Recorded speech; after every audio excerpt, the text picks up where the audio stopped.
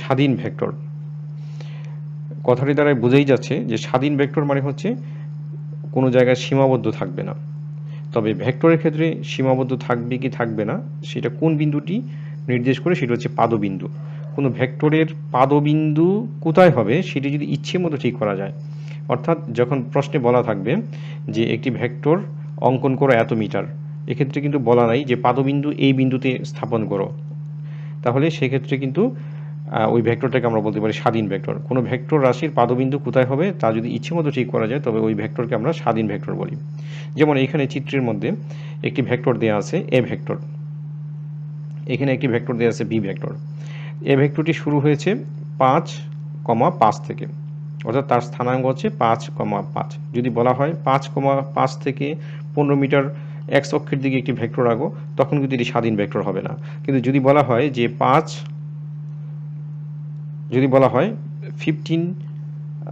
Unit মান বিশিষ্ট একটি ভেক্টর আঁকো এক্স অক্ষের দিকে ক্রিয়ারত, তাহলে সেটা আমরা এখান থেকেও আঁকতে পারি অথবা এখান থেকেও আঁকতে পারি, তো সেই জন্যে আমরা এই ভেক্টরটাকে কিন্তু আমরা স্বাধীন ভেক্টর বলতে পারি। কিংবা এখানে দেখো এই যে সি ভেক্টর, সেটা হচ্ছে বি ভেক্টর, সেটা হচ্ছে কোথায় বি ভেক্টর 15 একক, সেটা আমরা এখান থেকে আঁকলাম 10.2 থেকে। তো আবার সি ভেক্টরটি হচ্ছে 0 থেকে এই পর্যন্ত। তো এগুলি আমাদের যে কোনো জায়গা থেকে আমরা আঁকতে পারি। তো যে কোনো জায়গা থেকে যদি আমরা ভেক্টর আঁকতে পারি এরকম যদি হয় তাহলে সেটাকে আমরা স্বাধীন ভেক্টর বলি। তো নিশ্চয়ই স্বাধীনের বিপরীত আরেকটি আছে, সেটা হচ্ছে সীমাবদ্ধ ভেক্টর। কোনটি? যে যদি পাদবিন্দু নির্দিষ্ট করে দেয়া থাকে, কোনো ভেক্টরের পাদবিন্দু যদি নির্দিষ্ট বিন্দুতে ঠিক থাকে তাহলে সেটাকে আমরা বলছি সীমাবদ্ধ ভেক্টর। ভেক্টরের মধ্যে এরকম সীমাবদ্ধ ভেক্টর আছে, যেমন আরেকটি সংজ্ঞা আমরা পাবো অবস্থান ভেক্টর। অবস্থান ভেক্টরে বলা থাকে যে প্রসঙ্গ কাঠামো মূল বিন্দুর সাপেক্ষে।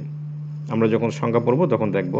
তো যেহেতু বলা আছে প্রসঙ্গ কাঠামো মূল বিন্দুর সাপেক্ষে, তার মানে বোঝা গেল যে ওই ভেক্টরটি অবশ্যই মূল বিন্দু থেকে শুরু করতে হবে, তাহলে ওইটিকে কিন্তু স্বাধীন ভেক্টর হবে না, ওইটি হবে সীমাবদ্ধ ভেক্টর। অনেক সময় প্রশ্ন আসে যে অবস্থান ভেক্টর সীমাবদ্ধ ভেক্টর কেন? তো আমরা আবার যাই যে পাদবিন্দু যদি নির্দিষ্ট বিন্দুতে ঠিক থাকে তাহলে সেটাকে আমরা সীমাবদ্ধ ভেক্টর বলি। যেমন এখানে যদি বলা হয় যে একটি ভেক্টর সি মূল বিন্দু থেকে যাত্রা শুরু করলো, তখন কিন্তু এটি হচ্ছে সীমাবদ্ধ ভেক্টর, কারণ মূল বিন্দু একটি নির্দিষ্ট করে দেওয়া আছে। কিংবা বলা হলো যে একটি ভেক্টর আঁকো যা বা এ বি একটি ভেক্টর, হ্যাঁ, বি এর সাথে 48.8 ডিগ্রি করে আরেকটি ভেক্টর আঁকো যার মান হচ্ছে 10.6। এখানে কিন্তু তাহলে বলা আছে যে বি এর সাথে কত ডিগ্রি কোণ করে 48.8 ডিগ্রি কোণ করে আঁকতে হবে, তার মানে বি ভেক্টরটি যেখানে আছে তার পাদবিন্দুতে আঁকতে হবে।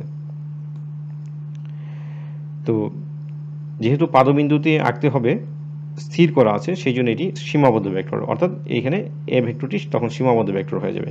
বি ভেক্টর কিন্তু স্বাধীন ভেক্টর। বি ভেক্টর যদি এখানে হয় তাহলে এই হচ্ছে বি ভেক্টর, বি ভেক্টরের সাথে যদি আবার 48 পয়েন্ট এত ডিগ্রি করে আঁকতে হয় তাহলে এ ভেক্টরটা আমরা এখানে হয়তো আঁকবো, তাহলে এ ভেক্টরটা যেখানেই আঁকি না কেন সেটা বি বিন্দুর কোথায় বি বিন্দুর পাদবিন্দুতে আমরা আঁকছি, তার মানে বি বিন্দুর পাদবিন্দুটি এ ভেক্টরের জন্য সীমাবদ্ধ।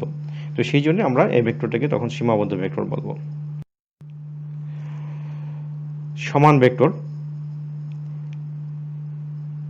একই দিকে ক্রিয়ারত দুটি সমজাতীয় ভেক্টরের মান যদি সমান হয়, তাহলে এখান থেকে দেখো দুটি সমজাতীয় ভেক্টর তার মান হতে হবে সমান, অর্থাৎ এটা যদি এদিকে হয় এটাও হইতে হবে এদিকে। আর মানের দিক দিয়ে যদি আমরা বলি এটা যদি 9.9 হয় একক, তাহলে এটাও 9.9 একক হইতে হবে, তখন তাকে আমরা বলবো সমভেক্টর বা সমান ভেক্টর। সাধারণত আমরা ভেক্টরে অনেক সমভেক্টর বা সমান ভেক্টর আঁকি, একটি ভেক্টরের সমান করে আরেকটি ভেক্টর আঁকতে হয়, তখন আমরা কি করব তার মানও সমান থাকতে হবে, অর্থাৎ এখান থেকে এখান পর্যন্ত যতটুকু, এখান থেকে এখান পর্যন্ত ঠিক ততটুকু হইতে হবে।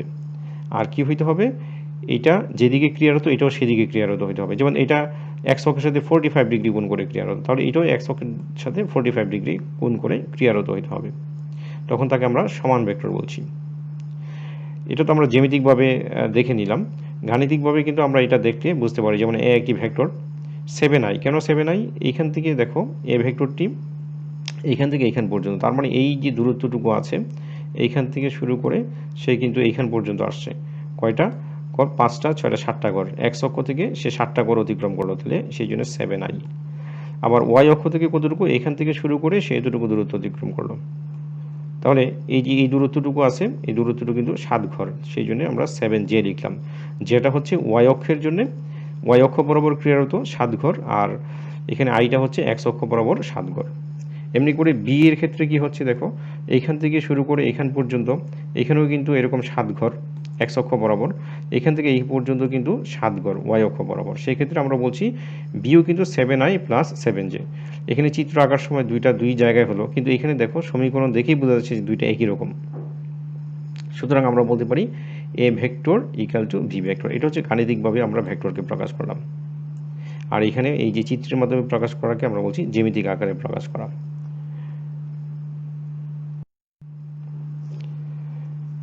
আমরা সমান ভেক্টর দেখলাম, এখন আমরা দেখি সদৃশ ভেক্টর বা সমান্তরাল ভেক্টর।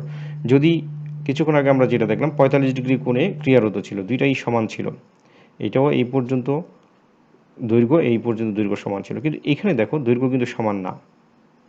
এখানে এটার দৈর্ঘ্য কতটুকু? এখান থেকে এই পর্যন্ত সে 7 ঘর গেল এ, কিন্তু বি গেল কিন্তু 10 ঘর, এই যে এখান থেকে এই পর্যন্ত 10 ঘর। তাহলে আমরা বলছি যে এ ভেক্টর সমান সমান হচ্ছে 7i প্লাস 7j। এদিকে হচ্ছে 7 ঘর, এদিকে হচ্ছে 7 ঘর, তাহলে 7i প্লাস 7j। আর বি ভেক্টর হচ্ছে 10i প্লাস 10j। এদিকে হচ্ছে 10, এদিকে হচ্ছে 10। তাহলে এখান থেকে আমরা দেখতে পাচ্ছি যে দুইটা সমান না, কিন্তু এইদিকে দেখো এটা সমান্তরাল ভেক্টর। এই ভেক্টরটি 45 ডিগ্রি কোণ আছে, এই ভেক্টরটিও 45 ডিগ্রি কোণ আছে। এখানে কত ডিগ্রি কোণ আছে এই মুহূর্তে বোঝা যাচ্ছে না, কিন্তু এইটা এবং এটা সমান্তরাল।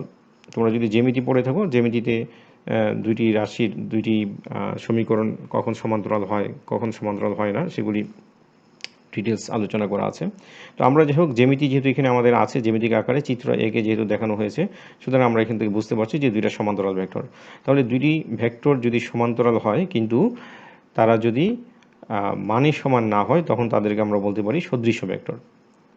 এটা কিন্তু একই রেখা বরাবর ক্রিয়ারত হইলেও হবে, কারণ একই রেখা বরাবর ক্রিয়ারত যদি হয় তখনও কিন্তু দেখো আমরা যদি এই ভেক্টরটাকে এখানে না লিখে যদি এখানে লিখি, তাহলে কিন্তু ভেক্টরটা এরকমই হয়, গাণিতিক উপায়ে প্রকাশ করে এরকমই হয়। তাহলে একই রেখা বরাবর অথবা একই ভেক্টরের সাথে আরেকটি ভেক্টর যদি সমান্তরালে মান ভিন্ন যদি ক্রিয়ারত হয়, তাহলে সেটাকে আমরা বলতে পারি ভেক্টর দুটি সমান্তরাল ভেক্টর অথবা সদৃশ ভেক্টর। এই যে এ এবং বি এইটা সমান্তরাল, এটাকে আমরা গাণিতিক উপায়ে এভাবে প্রকাশ করি, আর জ্যামিতিক উপায়ে তো আমরা এখানে দেখতেই পাচ্ছি। এখন বি সদৃশ ভেক্টর কাকে বলে? বি সদৃশ, আগে সদৃশ ছিল কি যে এই ভেক্টরের সাথে এই ভেক্টর একই দিকে ক্রিয়ারত ছিল, কিন্তু এখানে কাজ করবে হচ্ছে বিপরীত দিকে। এই ভেক্টর যদি এই বরাবর ক্রিয়ারত থাকে, বি ভেক্টর তার বিপরীত দিকে ক্রিয়ারত থাকবে, এবং মানের দিক দিয়েও কিন্তু ভিন্ন হতে হবে। তো এক্ষেত্রে দেখো এর মান হচ্ছে 9.9 আর এটা হচ্ছে 14.1, এবং এইটা হচ্ছে 45 ডিগ্রি কোণে ক্রিয়ারত এক্স অক্ষের সাথে, আর এটা হচ্ছে 335 ডিগ্রি, অর্থাৎ একদম পুরোপুরি বিপরীত দিকে ক্রিয়ারত। তাহলে এই ধরনের ভেক্টরকে আমরা বলবো বিসদৃশ ভেক্টর। ঋণাত্মক ভেক্টর কাকে বলে? যদি একটু আগে আমরা দেখলাম যে বিসদৃশ হলো কীরকম, যে এই ভেক্টর এবং এই ভেক্টর দুইটি বিপরীত দিকে ক্রিয়ারত, অর্থাৎ এখানে 45 ডিগ্রি ছিল আর এখানে ছিল হচ্ছে 135 ডিগ্রি নেগেটিভ দিকে, কিন্তু মান ছিল ভিন্ন, কিন্তু এখানে মান হচ্ছে সমান। তার মানে বোঝা গেল যে এই ভেক্টরটি যেদিকে ক্রিয়ারত আছে এই ভেক্টরটি হচ্ছে তার বিপরীত দিকে, এই ভেক্টরের বিপরীত দিকে বি ভেক্টর ক্রিয়ারত, মানে সমান, তখন সেটাকে আমরা বলবো বিপরীত ভেক্টর বা ঋণাত্মক ভেক্টর। সমরেখ ভেক্টর, দুই বা ততোধিক ভেক্টর যদি একই সরলরেখা বরাবর ক্রিয়ারত থাকে। একই সরলরেখা মানে এই নয় যে শুধুমাত্র এই বরাবর ক্রিয়ারত থাকতে হবে, এইটার এই বরাবর ক্রিয়ারত থাকতে হবে, এরকম না, সমান্তরাল হলেও হবে। তাহলে এই রেখার এই ভেক্টরটির সমান্তরালে আছে, এই ভেক্টরটির সমান্তরালে আছে, এই তিনটা ভেক্টরই কিন্তু একই সমান্তরালে আছে। তো যদি একই সমান্তরালে থাকে তাহলে তাদেরকে আমরা বলবো সমরেখ ভেক্টর। এখন মান সমান হলেও কিন্তু সমরেখ হবে, মান অসমান হলেও সমরেখ হবে। যেমন এই ক্ষেত্রে আবার একই রেখা বরাবর হলেও কিন্তু সমরেখ হবে। সমরেখ বলতে আমরা অনেক সময় ধরে নেই যে সবগুলো একই রেখা বরাবর ক্রিয়ারত হবে, কারণ ভেক্টরের ক্ষেত্রে আমরা জানি, আগেও আমরা দেখেছি যে ভেক্টর যদি একই রেখা বরাবর ক্রিয়ারত হয় অথবা ভিন্ন রেখা বরাবর ক্রিয়ারত হয়, অর্থাৎ সমান্তরাল যদি হয়, যদি মান সমান হয় তাহলে ভেক্টরগুলো কিন্তু সমান। তো সেই জন্যে আমরা এখানে বলছি একই সরলরেখা হোক কিংবা সমান্তরালে হোক, তখন সেটাকে আমরা সমরেখ ভেক্টর আমরা বলছি। মান একই হতে পারে, ভিন্ন হতে পারে। সুতরাং আমরা বলতে পারি যে সমান ভেক্টর সেটাও কিন্তু সমরেখ ভেক্টর। বিপ্রতীপ ভেক্টর কাকে বলে? বিপ্রতীপ মানে হচ্ছে যেমন এই 2 এর বিপ্রতীপ হবে কত? 1/2। 5 এর বিপ্রতীপ কি হবে? 1/5। তো এখন বলছে যে দুটি সমান্তরাল ভেক্টরের একটির মান অপরটির বিপরীত হলে, অর্থাৎ এই ভেক্টরটা যেদিকে কাজ করবে এই ভেক্টরটাও সেদিকে কাজ করতে হবে, কিন্তু মান হইতে হবে এটার বিপরীত। এটার মান যদি 2 হয় তাহলে এটার মান হইতে হবে 1/2, মানে হচ্ছে 0.5। দেখো এখান থেকে এখান পর্যন্ত হচ্ছে 1, এই পর্যন্ত 1, তাহলে 0.5 হচ্ছে এই পর্যন্ত। তাহলে এই ভেক্টরটি এখান থেকে এই পর্যন্ত ক্লিয়ার হতো, অর্থাৎ 0.5 হচ্ছে তার মান, আর এই ভেক্টরটি এখান থেকে এই পর্যন্ত ক্লিয়ার হতো, তার মান হচ্ছে 2। তাহলে আমরা বলতে পারি এ এর বিপরীত হচ্ছে বি। তাহলে একটি ভেক্টর অপরটি ভেক্টরের মানের বিপ্রতীপ যদি হয় তাহলে সেটাকে আমরা বলছি বিপ্রতীপ ভেক্টর। খুবই ইম্পর্টেন্ট নাল ভেক্টর। অনেক সময় প্রশ্ন হয় যে নাল ভেক্টর কেন? নাল মানে হচ্ছে শূন্য। তো শূন্য ভেক্টর, তো শূন্য কি ভেক্টর? এরকম একটা শূন্য দিলাম, এটা কি ভেক্টর? না, আসলে এখানে এই জিনিসটা বোঝানো হয় নাই। এখানে বিষয়টি একটু আমরা খেয়াল করি যে যদিও বলা হয়েছে যে কোনো ভেক্টরের মান যদি শূন্য হয়, আমরা জানি যে দুইটা ভেক্টরকে যোগ বা গুণ বিয়োগ করলে আমরা আরেকটা লব্ধি ভেক্টর পাই, আর গুণ করলে সেটা ভেক্টরও পেতে পারি, স্কেলারও পেতে পারি। যাই হোক, তো এখন দুইটা ভেক্টরকে যদি আমরা যোগ করি, যোগ করার ফলে রেজাল্ট যদি শূন্য হয়, তাহলে আগে দুইটা ভেক্টর ছিল, একটা ভেক্টর আবার আরেকটা ভেক্টর ছিল, তো দুইটা ভেক্টরকে যোগ করলাম, করলে তো আরেকটা ভেক্টর হবে, কারণ আমরা জানি দুইটি ভেক্টরের যোগফল আরেকটি ভেক্টর। তো রেজাল্ট হলো শূন্য।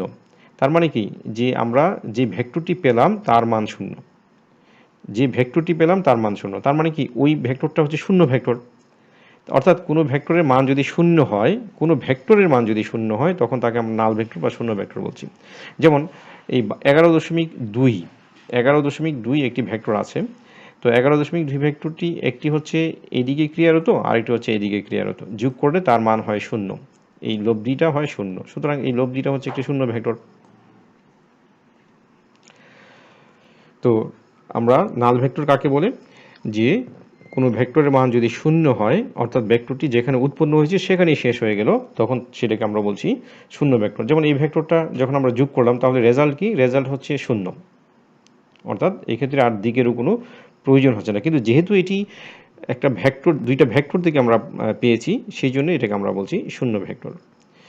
বিপরীত দিকে সমজাতীয় সমমানের দুইটি ভেক্টরের যোগফল শূন্য ভেক্টর। তাহলে এখানে দেখো, এদিকে একটা ভেক্টর, এদিকে একটা ভেক্টর, দুইটা বিপরীত দিকে ক্রিয়ারত, কিন্তু মানও সমান এবং তাদের যোগফল তাহলে হবে শূন্য, এবং এই যোগফলটা হবে শূন্য ভেক্টর। খুবই ইম্পর্টেন্ট জিনিস, সেটা হচ্ছে অবস্থান ভেক্টর বা ব্যাসার্ধ ভেক্টর।